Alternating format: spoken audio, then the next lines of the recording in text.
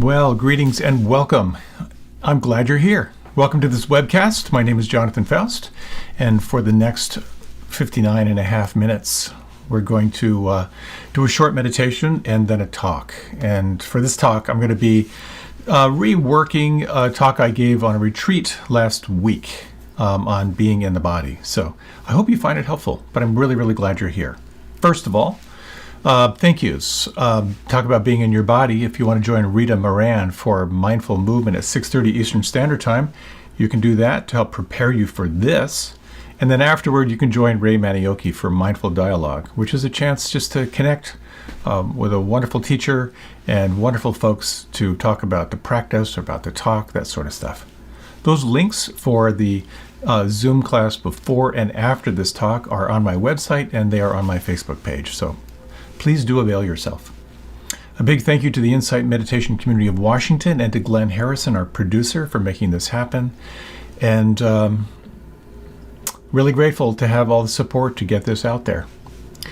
I have a newsletter which has a monthly option, which gives you a kind of a summary of talks and my best photography for the month. And I also have a weekly in case you want to know what's coming up. So that's there. Sign up for that on my website. And finally, all of this is offered through the spirit of dana, or generosity. The whole idea here is that there should be no charge for the practices and teachings, because you can't put a price on this. And generosity runs in both directions. So it's a delight and an honor to offer these talks. I can't believe there are over 500 talks that I've done over the last many, many, many years. It's an honor. It's a real delight. And your support does help me keep the momentum going, so to speak. So that's it for shameless self-promotion. Let's move into our meditation. So the body is where the action is in this particular practice. At least it's the foundation of practice. So to start off with, take a moment and just close your eyes and just sense,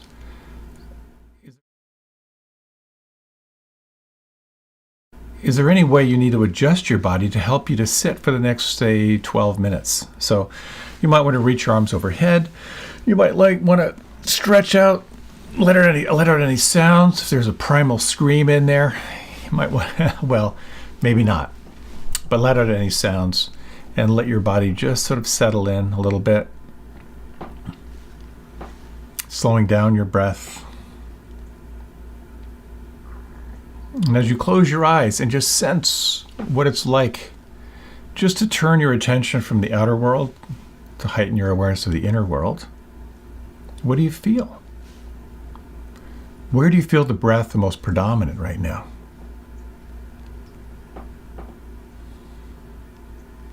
What are the primary sensations inside? Just right now, without doing anything but just relaxing and feeling, can you identify what feels maybe unpleasant? Anything unpleasant inside?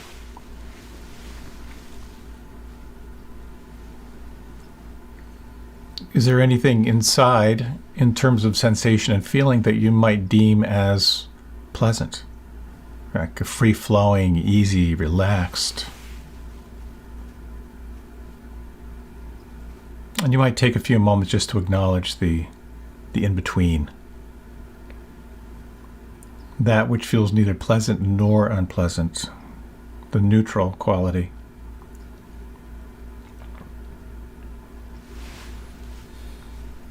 To heighten your perception of the here and now, one of the most powerful techniques is to soften from the inside out. So imagine that you could soften from the inside out your forehead. Let the forehead be smooth.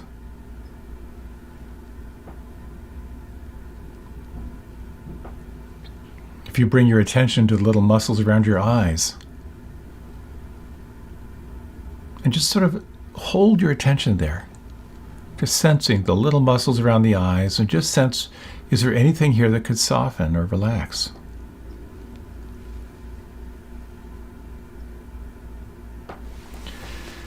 You might, as an experiment, kind of crunch your face up, pull all the muscles of your face up toward the tip of your nose, turn your face into a raisin, and then relax. And let all expression just begin to melt away from your face, just tracking any felt shift, the face becoming like the face of a marble statue.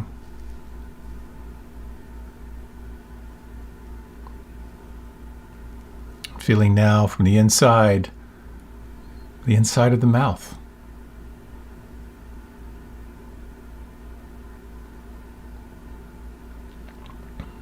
Feeling the tongue. Here in particular, you might relax your tongue in a way that it fills your lower jaw.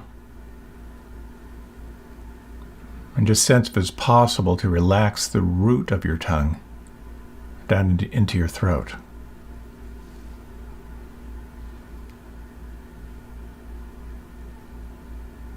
Could you soften the jaw? Let the whole mechanism of the jaw just hang from the skull, opening up that little gap between the upper teeth and the lower teeth.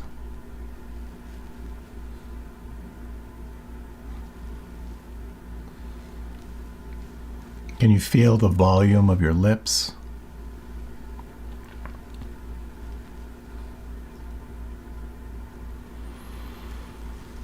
As you feel the breath now, over the next 3 exhalations, how much more could you soften the shoulders and feel the heaviness and the weight and the volume of your arms? And you may notice how as you feel the weight and the volume of your arms, sensing down through the elbows and down through the wrists and down into the palms, the sense of the weight and the heaviness draws your attention not only inward, but into a state of deepening and deepening relaxation.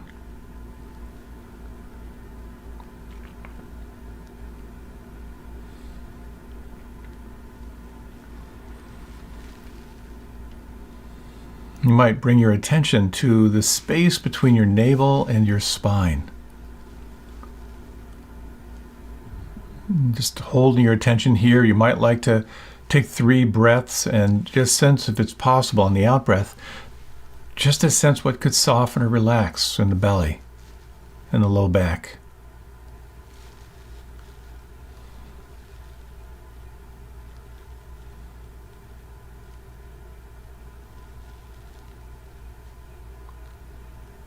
If you let your attention sink down even deeper into the lower abdomen, the floor of the pelvis, the buttocks, the hip joints, softening, relaxing, feeling.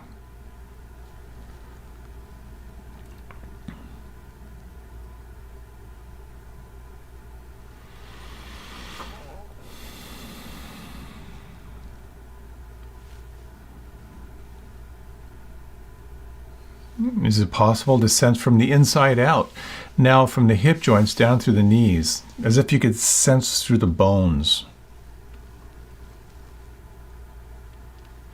From the knees down through the ankles.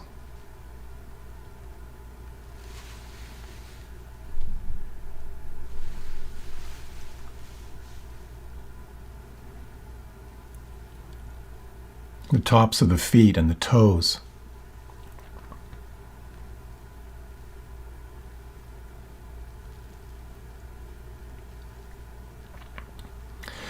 The soles of the feet and the heels.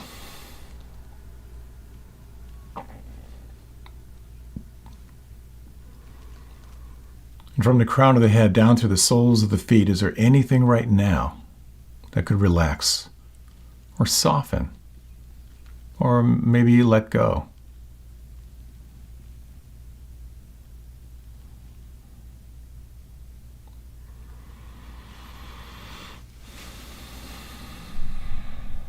And is there anything right now that could relax or soften or let go even more than that?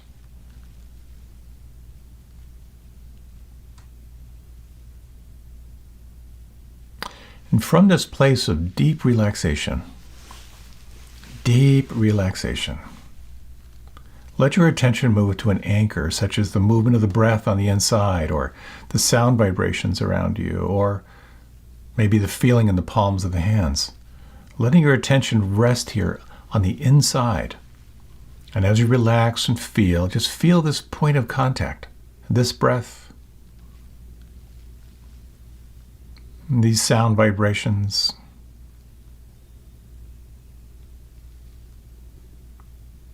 This felt sense in the palms.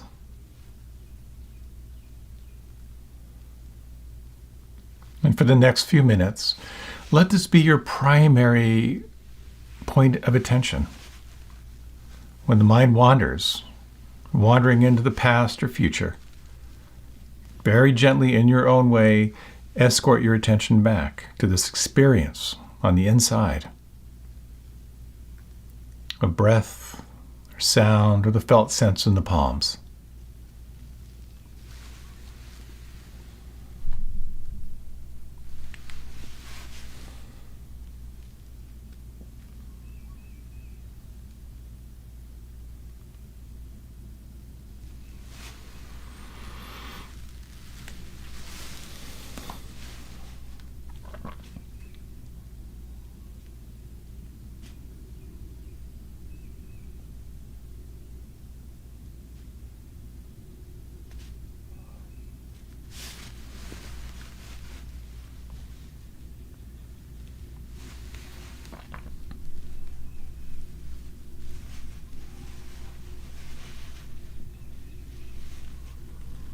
What could relax or soften right now?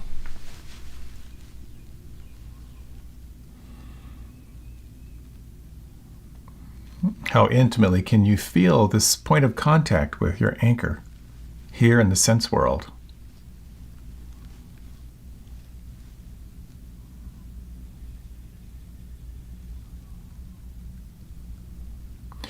And can you sense in your own way this quality of the observer or the witness, that which is aware of breath, aware of sound? This quality of non-judging, non-grasping awareness. And here you might sense what it's like to widen your awareness 360 degrees. What do you feel? What do you notice?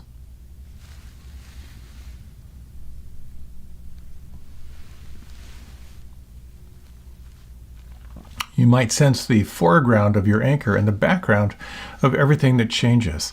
And is it possible now, in these remaining minutes, to be intimately present to the experience of here and now? And to let things be just as they are.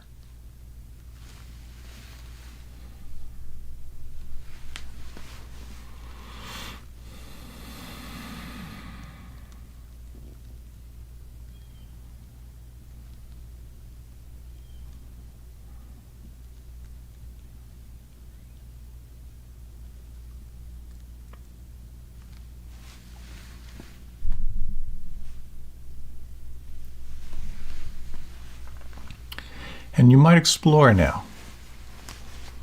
What is it like to let go of effort? Moving from your practice of doing, of paying attention on purpose to your anchor, to now letting it drop. Relax and feel. Notice what changes. And sense if it's possible to let things be just as they are.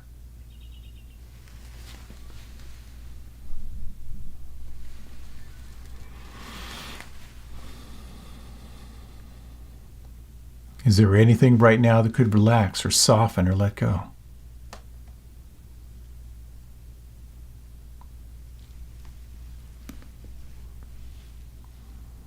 Is there anything that could relax or soften even more?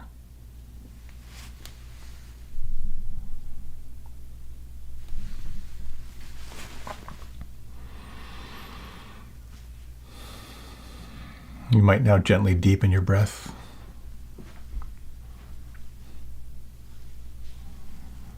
Noticing the sounds around you, the space in the room, and beginning your transition now. You might begin to deepen the breath, invite your body to move and stretch in any way that feels good for you, that feels right for you, taking all the time you need.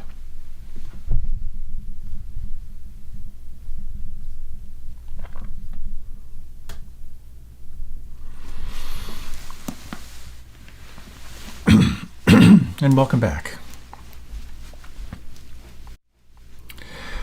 I was going to share the talk I just gave on the week-long retreat that we led down in North Carolina. I gave the first talk on living in the body, getting grounded in the first foundation of practice. But an interesting thing occurred during my talk, and that is the eclipse. So I ended up ending my talk earlier, finishing it in the evening, and everyone went out and wandered around mindfully aware of the eclipse. It was a very, very cool experience and a great retreat. But rather than running that talk as it is, because it's a little challenging to kind of edit it, I thought I would offer kind of a synopsis here. Think of this as a talk that would be helping you get settled into days and days and days and days and days of practice. Good to have you here. And I was reminded how many, many years ago during one of our week-long retreats, one of the practitioners was telling me how before the very first sit in the morning, he was out just walking the grounds, just ecstatic. I've given myself these days just to be present and just to explore what it means to be just here and now, and I've nothing to do. My food is prepared for me. People are cleaning up after me. My only job is to relax and be present. It was filled with so much gratitude and joy, a sense of the mystery of life. And he went into the very first meditation, which is a 45-minute unguided meditation. And during the meditation, about halfway through, he had a very clear thought. I have made a terrible mistake. I have to get out of here. I love that story because chances are you may have had a similar story. Oh, I should meditate. Like, oh my God, not this. I don't want to experience this. And when you're on a retreat, doubt is such a big part of the experience. Like, I'm paying money just to sit here? Like, what is going on? So when you look at your experience, when you look at your life experience, I always like to kind of honor one of my teachers who said, if you really be present in your body or in life, you can pretty much expect one of three different states, and they're going to be interchangeable. You're going to feel better, you're going to feel worse, or you're going to feel the same. That's it. Those are the only options. And when you're on a retreat or when you're just paying attention in your life, inevitably you start to become more aware of the 10,000 joys and the 10,000 sorrows that come with one of these portable flesh units. It's so interesting because this is not only what it means to be in your body, but how in your body is a reflection of everything else. So what I'd like to do, because this is a talk about befriending your body and being in your body, is from time to time I'll be offering some reflections, as I often do. But just to say right now, you might want to just close your eyes and just check in. What do you feel right now? What do you notice?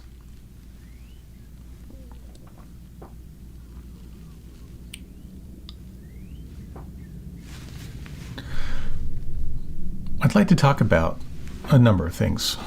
First, how your body can be your ally, how it can be your refuge in your practice.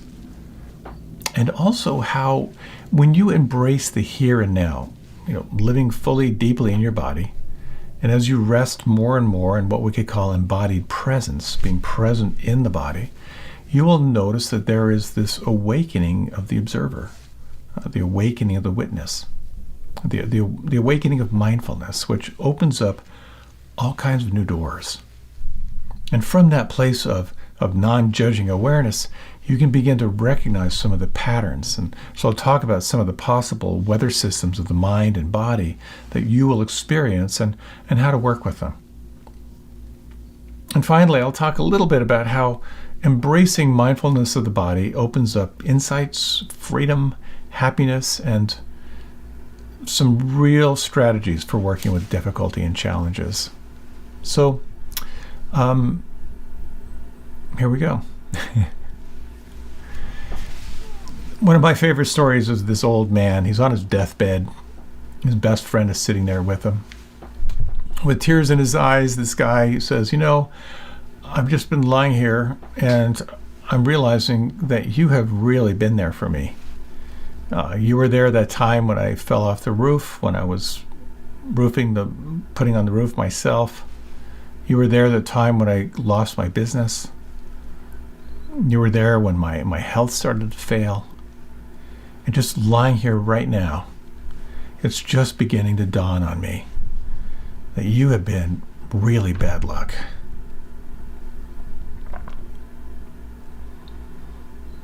I was once leading a retreat, and I did an interview with a young man, and he shared how he had been ruminating, more than ruminating, I'd say obsessing on his struggles and intimacy with relationships. And he told me how after meditating, ruminating, cogitating, obsessing on this, he thought, boy, failed relationship after failed relationship. He said, I started to look at why. Like, what's the one constant through all this drama of relationships in my life? And then it hit me, he said. Me. I was the one constant drama through all of this.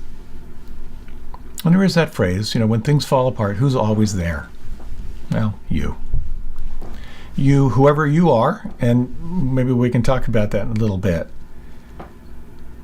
But also, it's not only you, it's you and your body. Your body is always here. Your body, again, this portable flesh unit, is right here, and it only lives in the here and now. And your body can be an amazing instrument and a resource when you are practicing not only just being in present moment awareness, but when you are working issues in your life, when you're coming up against the hard stuff. So a little exercise. Take a moment, and if you're driving, be cautious on this one, but just take a moment to look around. Just pick out an object and look at the shape, the color, the quality of light. Is there any negative space that you can see? And again, just take a look around at the space that you're inhabiting. And then when you're ready, very consciously just close your eyes. And when you really slow this down, you can sense how with the eyes open, you are filled with all kinds of stimulation from the outside. And when you close your eyes, that awareness which is directed outward is suddenly present and available to sense what's happening on the inside. Now, naturally, the mind is going to move toward thinking, toward commentary, toward narrative, but there's the possibility to shift your attention to the direct experience of here and now. So right now, can you identify on the inside where you feel the breath the most predominant?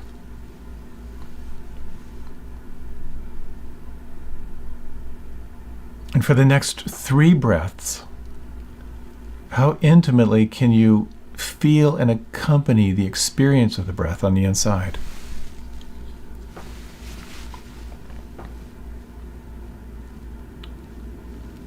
And can you sense how this breath, the awareness of this breath, is moving your awareness from the outer world deeper and deeper to the inner world?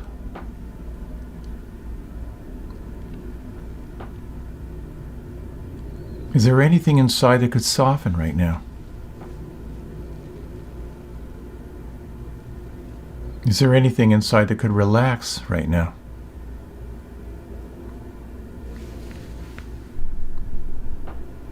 And as you soften and relax and feel the breath right now, you may have this sense of arriving. You may have this sense of receiving the moment, accompanied by the senses. This is a very interesting distinction in practice. Could you imagine receiving the moment directly through the senses?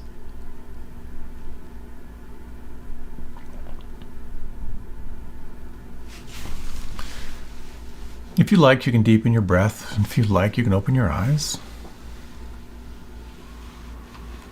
It's so frustratingly simple. Relax, feel, and rest your attention in the embodied experience of here and now. Very simple instructions, and very, very difficult. Sometimes not.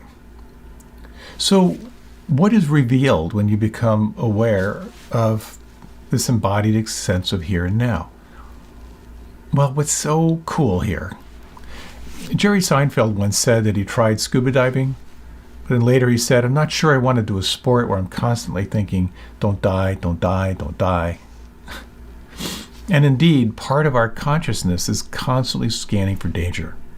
When you're walking down the street, there's some faculty of your consciousness that is just scanning for stuff that could kill you or harm you. But there's a corollary to that. On some level, there's something inside you that is also scanning for truth.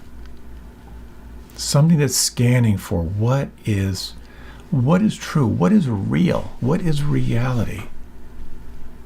These words attributed to the Buddha. He said this, I tell you, my friend, it is not possible by traveling to know or see or reach a far end of the cosmos where one does not take birth, age, die, pass away, or reappear.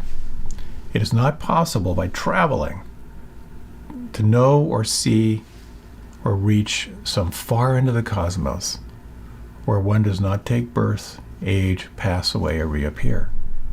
Yet, it is just within this fathom-long body, with its perception and intellect, that I declare that there is the cosmos, the origination of the universe, the cessation of the universe, and the path to practice leading to the cessation of the universe.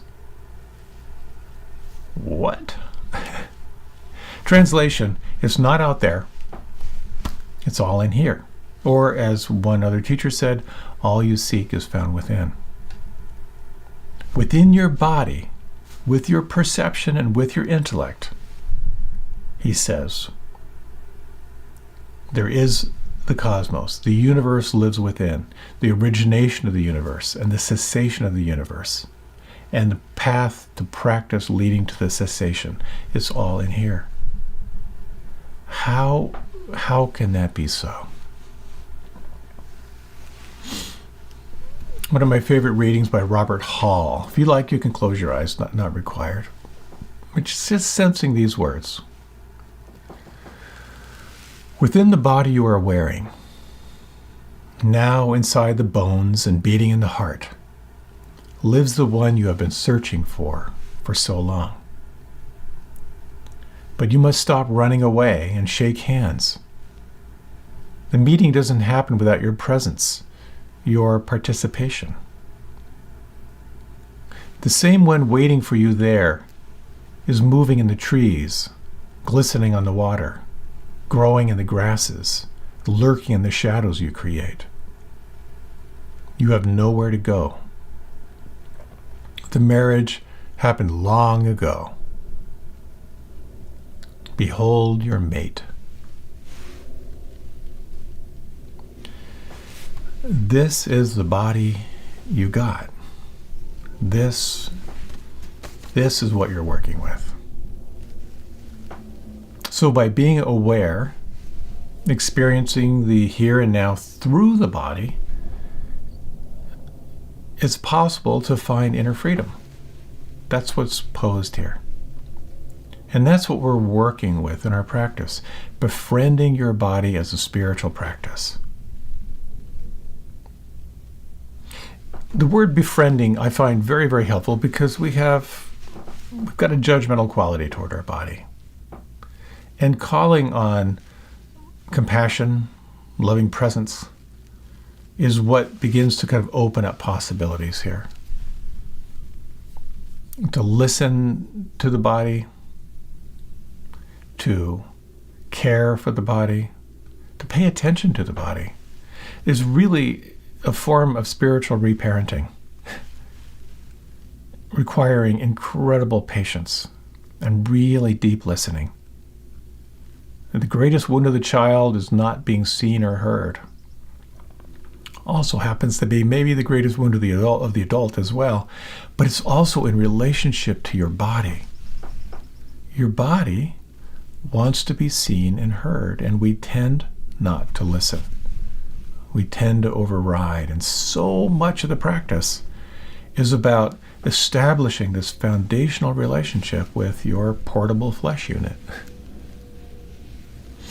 So I'd like to share just a few practical things that I have found very, very helpful in my practice. This gets really down into kind of the nitty-gritty. One of them has to do with how to sit. If you sit slumped, it's just going to slow down the energy flow. As a friend of mine said, the spine is like a highway. If you're slumped, it's going to turn into a little dirt road. If you're sitting up straight, chances are you're going to be able to feel more kind of free-flowing energy. So what I find is if I lean back in a chair, my head's going to come forward, and then I'm going to start developing pain. So one of my favorite things for sitting in a chair is to take a blanket or just a pillow, roll it up tight, bring it to your lower back just above your sacrum. And what that's going to do is it's going to give you, by tilting your sacrum forward a little bit, you're going to lengthen the spine and you're going to feel a little more natural movement. When you lean back in a chair, the head comes forward and sloth and torpor comes in and pain comes in. So try that. Just try rolling up either a towel or a blanket or a pillow, put it to your lower back, get that slight forward tilt of your pelvis. The other thing I like to do is to really relax along the occipital ridge, and then to imagine I'm lengthening through the back of the neck. So you might try that. Just soften, feel the occipital ridge right at the base of the skull. Imagine your spine lengthening very, very subtly. It's almost like there's a string lifting the crown of the head up toward the ceiling. Inevitably, what happens is when you're sitting unsupported, you have these intrinsic muscles that help to hold you upright, and they get tired, so you're going to naturally slump. If you sit at a desk for a lot, and imagine a lot of us do, what happens is the intrinsic muscles relax, or not, they relax, they just get exhausted, and then you're going to lose that upright feeling. The chest is going to collapse, you start getting the chicken wing shoulder blades, and your head comes forward. So the question is, how do you go from here to here? How do you reset? So one of the most effective techniques there is, I lead this all the time, and I practice this all the time, is around how to reset your posture when you're sitting for a long time. It takes about 90 seconds. I think it might be worth taking some time right now. What you do, you reach your arms up overhead and then bring your elbows so they're equal to your shoulders. Turn your palms facing inward. And then what you can do is draw your navel in toward your spine to activate the core a little bit and begin to lengthen your breath. What I generally find helpful is to breathe into the count of 4 and then exhale to the count of 4. So establishing smooth breath, and now actively pull your shoulder blades close together and the shoulder blades, if you can, slightly down. Now, the practice here is to maintain pulling your shoulder blades close together. And as you're opening the elbows out to the side, there should be no pain. You're going to 80% of your capacity. And breathing, remember to breathe. What's happening inside is you are taking the slack out of the muscles along your back. They get chronically lengthened. I'm having a camera issue here. You are taking the slack out, and you are lengthening the muscles across the front of your chest.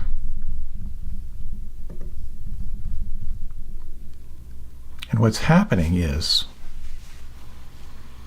you're getting a profound reset.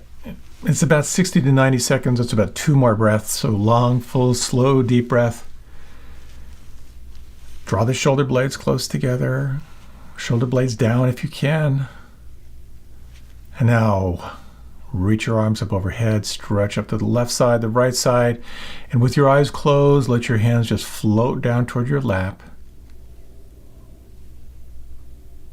And just sense inside. Just feel if there's any effect. You may notice perhaps the chest feels a little more open.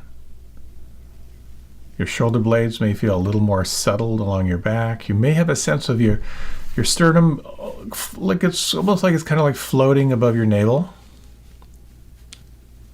And feel free to do this practice anytime. It's a wonderful reset. The other technique, and again, we're talking practical stuff here. Quite often, the body needs some grosser sensation to focus on. The subtlety of the breath is just too challenging. So a technique that I use, that I find very, very helpful, and I'll oftentimes do this at the beginning of a meditation, is I'll bring my hands right about at shoulder level and with your palms facing in. If you like, again, you can close your eyes, or if you're driving, just imagine this. Keep your eyes open. Palms are facing in. Now, if you would, with the eyes closed, relax your thumbs. And then relax your fingers. And let your awareness just flood into your palms. The anchor for your attention is the feeling in the palms. Can you relax in such a way that you could maybe detect the pulse in the fingertips and the palms? Can you imagine the space between the fingers? Space between the thumbs and the forefingers?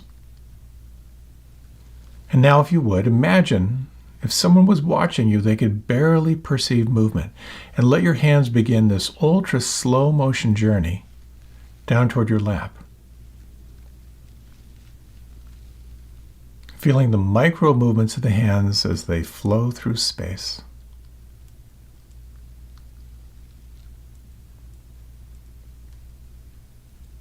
Relax and feel.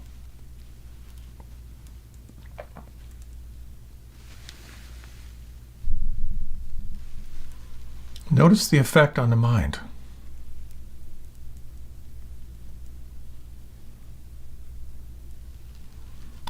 There could be a quality of absorption, becoming more and more intimately aware of this feeling on the inside. If your hands have come to rest, just keep your attention in the hands.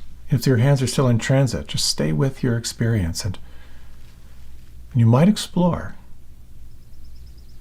Can you sense the volume, the space inside the palms? The space inside your right thumb. The space inside your left thumb.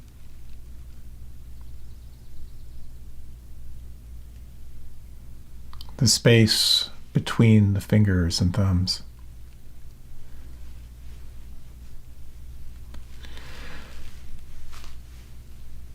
And can you feel or imagine a sense of the pulse or tingling or vibration or subtle energy in the palms, fingers, and thumbs? And again, feel the effect, feel the imprint.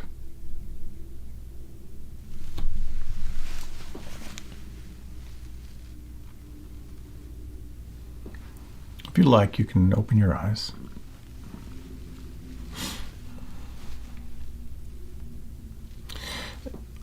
This can be a wonderful way of calling your attention back to your body. This slow motion movement of the hands. There is a technique called kumne, which is all about these disciplines of slow motion meditation that can be, again, very absorbing. Because when you're focusing on gross movement, it's kind of easier for the body to stay present. Why so many people will say to me, wow, I love yoga, I just hate meditation. It's the same practice, but when you're hanging on for dear life and trikonasana, it's easier to be present. So keep this as a possible tool.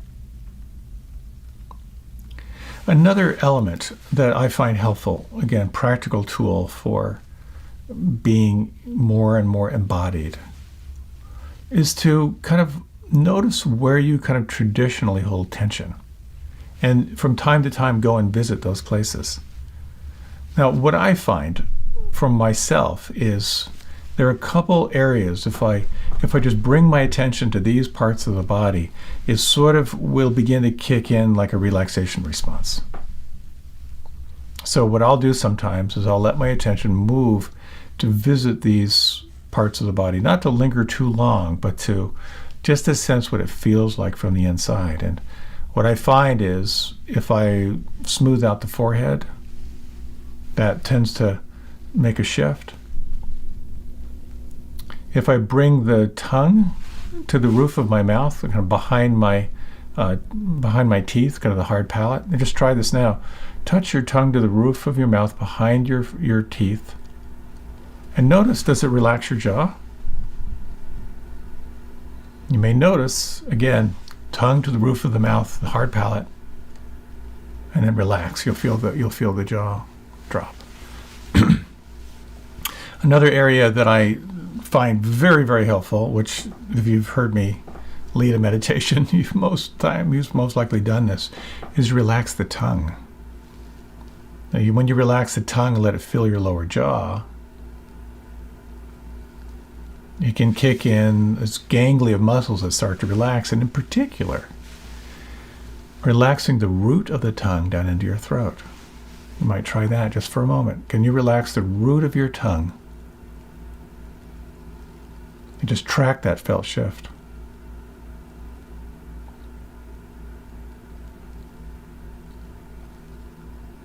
Can you sense from the inside the palms and fingers and thumbs?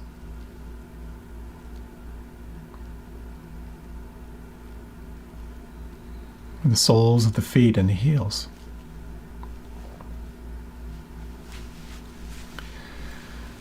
So you might just try this, and let's just do a little review. If you like, you can close your eyes, and you can do this with your eyes open.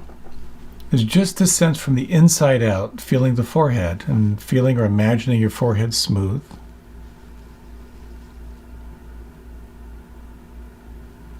You might touch the tip of your tongue to the hard palate behind the front teeth. Sense of the jaw might soften a little bit.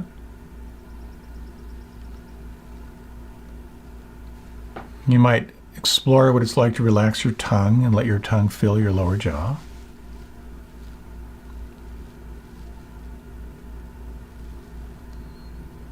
And could you relax the root of your tongue down into your throat and just track any felt shift?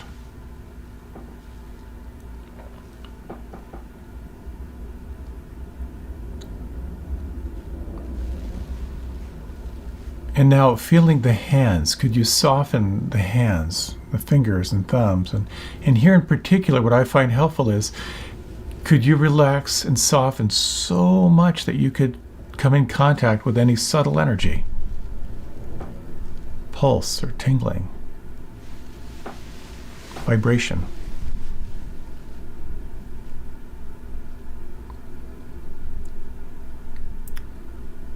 And bring your attention now down to the soles of the feet. And here it's maybe a little more challenging, but if you relax and soften the soles of the feet and the heels, what do you feel there?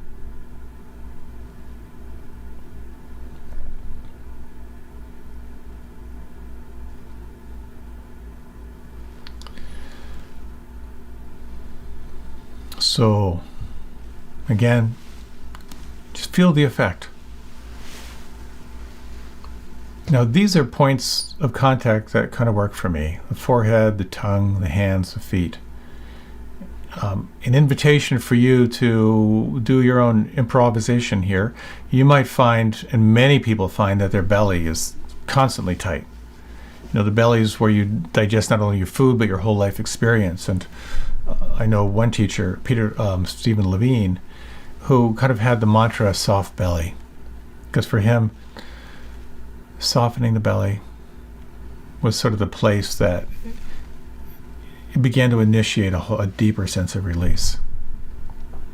So from time to time, if your anchor is on the breath or sound or the feeling in the hands, you might just from time to time just kind of revisit, receive, relax, feel what's happening in different parts of your body. It doesn't have to be a complete body scan. It could be 1, 2, or 4 tension points that you might visit. So that's another tool. Yet another tool is consciously slowing down. The more you slow, the more you notice. So what I suggest from time to time when you think of it, which may not be that often, is when you have some segment, let's say you're taking a break from working at your desk, just in a practical way, or you're getting up from your meditation and you're going to go into your day, choose a speed to go at for a period of time. Okay, I'm going to go at 75% speed. And just notice what happens.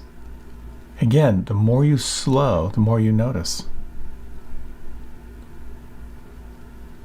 I was on a month-long retreat, and we did walking meditation as part of our practice. And there are many different techniques for walking meditation, and maybe I can touch into that at some point. But one of them is going slow. When you walk slow, again, you notice so much more. So there's one person on retreat who did everything ultra slow. Not only ultra slow walking, like 30 seconds to move one foot. And he would go ultra slow motion down to the dining room. And he would, very, very slowly, one spoonful at a time. It was so obnoxious.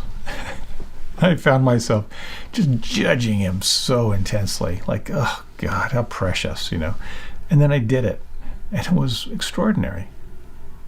Just extraordinary. To sustain slowing down is a really powerful experience. So an invitation to try that. And I have to say that this guy completely won me over, totally warmed my heart when he shared after the retreat how he was in the middle of one of these walking periods and just going ultra slow motion, completely absorbed, feeling a whole bunch of bliss. And then a thought came in thinking, I must look so cool right now.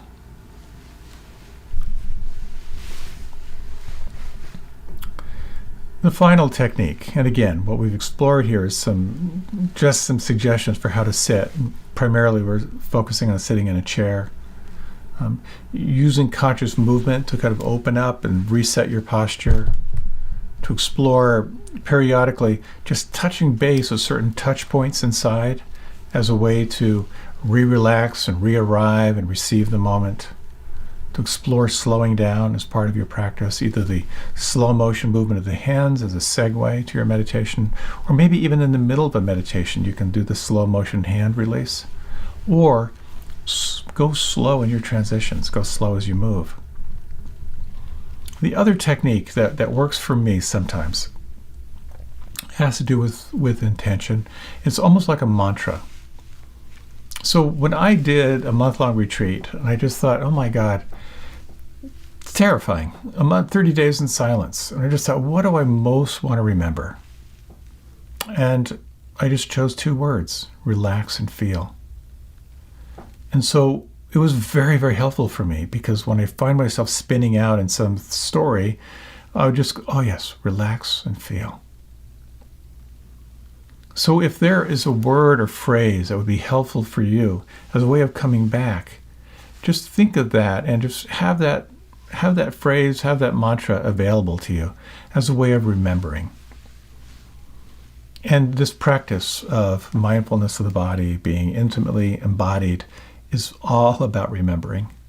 The breath-based meditation we do in the language of the Buddha is called anapanasati. Anapana is the awareness of the inflow and outflow of breath. Sati, the word sati, S-A-T-I, means remember. So remember the breath, remember the present moment, remember that everything you're seeking is found within. So anything that helps you to remember is kind of a sacred thing here. So it's helpful to remember that when you are practicing meditation, you are meditating with the body. And when you're meditating with the body as an ally, as a tool, as this doorway, this portal back to the here and now, things start to happen. As one teacher said, if you do something long enough, something's going to happen. And if you can sustain attention in the here and now in the body, you engage into this practice of vipassana, of seeing clearly. And you begin to see more clearly into the nature of reality itself. It's the best game in town. Your capacity for non-judging awareness starts to become more alive, this arising of mindfulness. You become more aware that you have these two elemental wings of the practice available to you. One wing is this wing of wisdom, to see clearly what's really here, to name the reality of what's present, not your preference, not your embellishment, not your hopes, but what's actually here in reality. The second wing is calling on what we could call loving presence, exploring on how to be with it, how to hold whatever it is that you discover. So, your body is with you all the time. No matter what, no matter where your mind wanders, your body's here. You've got your body, and you've got awareness. So what is awareness? You know, I had an experience on a retreat. It may sound really simplistic, and I guess it is simplistic. But I was just meditating and heard the instruction, the classic instruction, be aware of your breath. When the mind wanders, come back to the breath. And as I'm practicing, I thought, okay, yeah, that's right, come back to the breath. But wait a minute. I can be aware of the breath right now. I can bring awareness to the experience on the inside of my right thumb.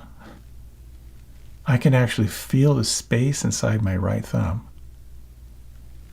But I can also extend my awareness out to sense what it's like beyond the furthest stars, above, behind, to the right and left. I can actually extend my awareness out to the edge of the universe. I can also be aware of my breath, but I can also simultaneously be aware of the breath and the sounds. I can be aware of the breath and be aware of the movement of my thoughts.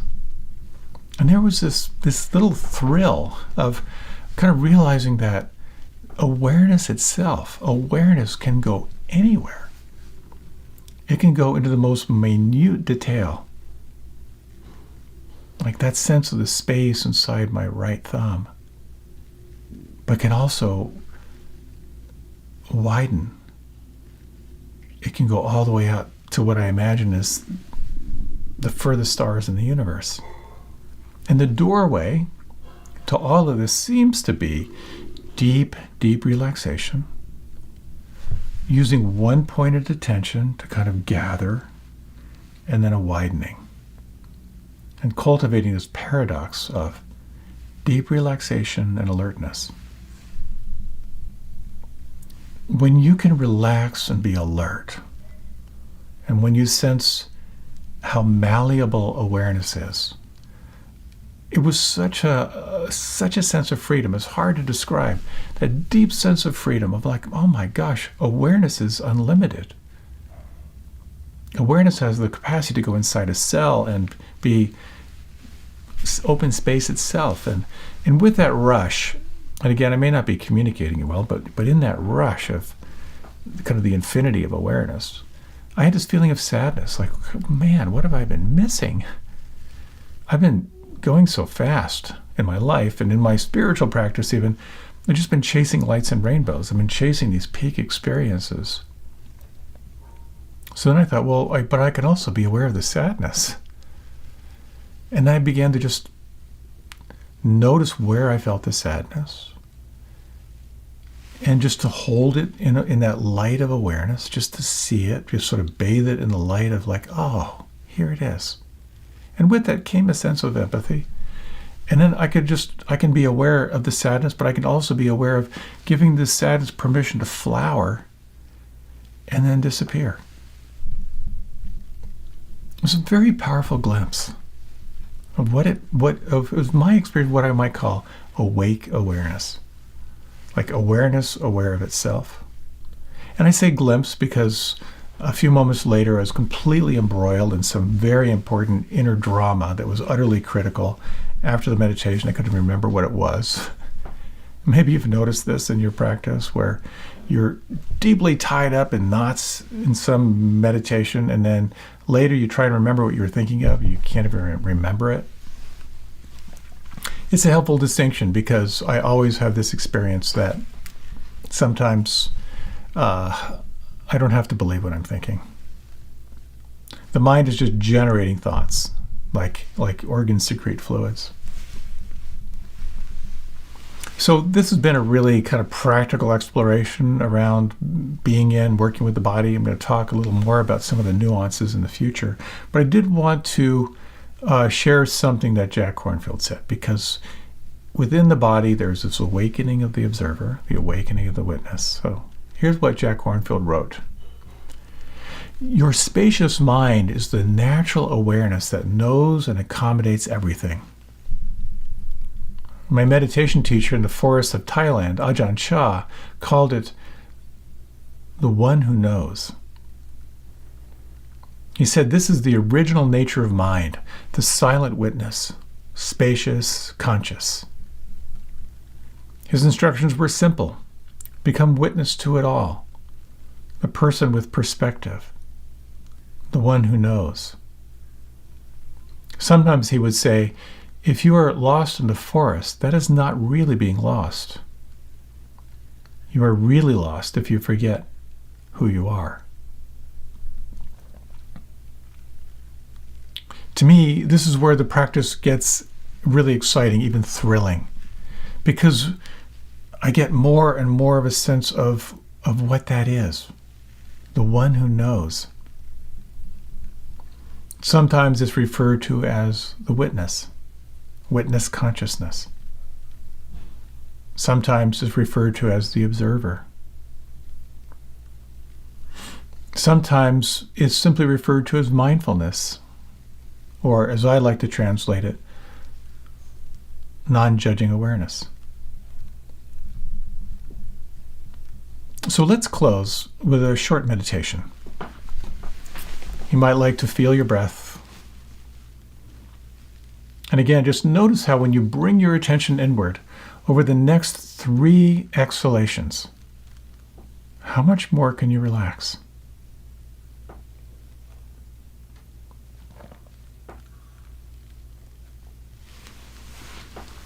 Now, how intimately can you experience the breath right now?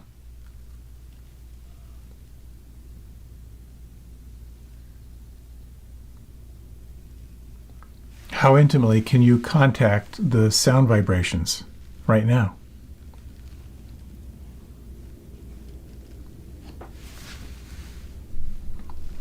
And can you sense right now everything that is changing?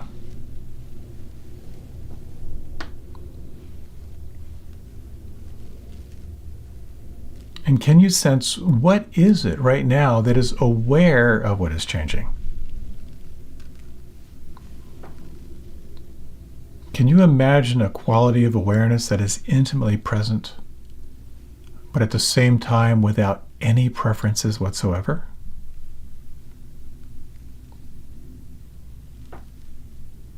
Can you imagine a quality of awareness that is deeply relaxed, but at the same time vibrantly alert?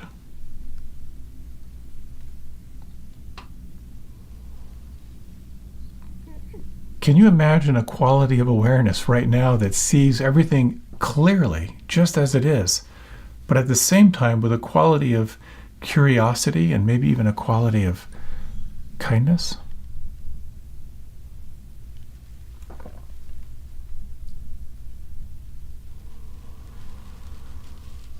You might now gently deepen your breath.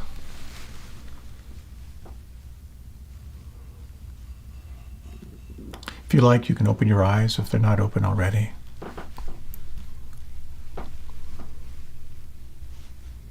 These practices I find to be incredibly simple, and the more simple they are, the more powerful they are. to dare to relax and to feel, to turn your attention from the outer world to the inner world, and to explore if that indeed is true, that everything you're seeking in life is indeed found within. What an interesting point of inquiry. May you and your body have a wonderful time together. I look forward to exploring more on this topic as we move along. Best wishes to you. Thank you so much for your time and your attention.